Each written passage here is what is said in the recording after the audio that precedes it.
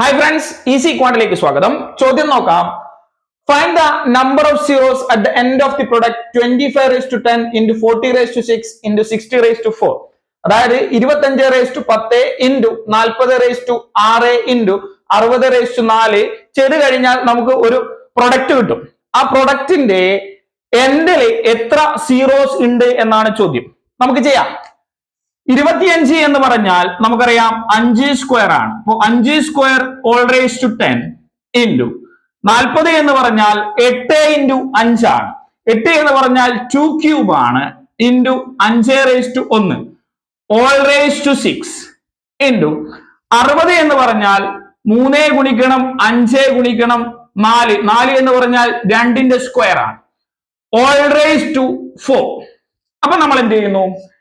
നമുക്കറിയാം a raised to m all raised to n is equal to a raised to mn ആണ്. അപ്പൊ 5 raised to 2 into 10 20 ആണ് into 2 raised to 3 into 6 2 raised to 18 ആണ് into 5 raised to 1 into 6 5 raised to 6 ആണ് into 3 raised to 4 into 5 raised to 4 into 2 raised to 2 4 8 2 raised to 8.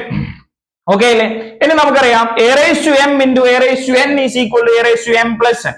ഇവിടെ നോക്കുക 5 raised to 20 5 raised to 6 5 raised to 4.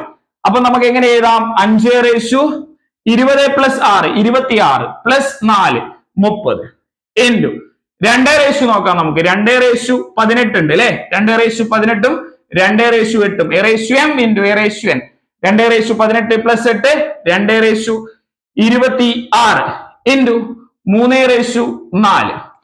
ഇതാണ് നമുക്ക് product കിട്ടുക അല്ലെ? അപ്പൊ നമ്മൾ നോക്കാം. നമുക്കറിയാം 0 വരണമെങ്കിൽ 5ഉം 2ഉം ഗുണിക്കണം അല്ലെ? അപ്പൊ ഇത് മാത്രം നോക്കുക. അപ്പൊ 5ഉം 2ഉം ഗുണിക്കണം. ഇത് ഗുണിച്ചാലാണ് നമുക്ക് 0 at the end of the product കിട്ടുക. അപ്പൊ ഇവിടെ ഈ ഗുണനഫലത്തിൽ ഇത് raise to പിരിച്ചെഴുതിയിരിക്കുന്നത് 5 into 2 raised to 26 എന്ന് എഴുതിയിട്ടുണ്ട്. 5 raised to 30 into 2 raised to 26 എന്ന് എഴുതിയിട്ടുണ്ട്. ഇതിൽ പിരിച്ചെഴുതിയതില് റേസ് ടുവിൽ ചെറിയ സംഖ്യ ഏതാണോ 26 അല്ലെ? 2 raised to 26 അല്ലെ? ഇവിടെ പകരം 5ന്റെ മുകളിലാണ് വന്നിരിക്കുന്നതെങ്കിൽ അതാണ് നോക്കേണ്ടത്. അപ്പൊ 2 raised to 26 അല്ലെ? അപ്പോ ഈ പ്രൊഡക്റ്റിന്റെ എൻഡില് 26 സീറോസ് ഉണ്ടാവും. കൂടുതൽ ടിപ്സ് വേണ്ടേ? ചാനൽ ഫോളോ ചെയ്ത് കൂടെ കൂടിക്കോളൂ.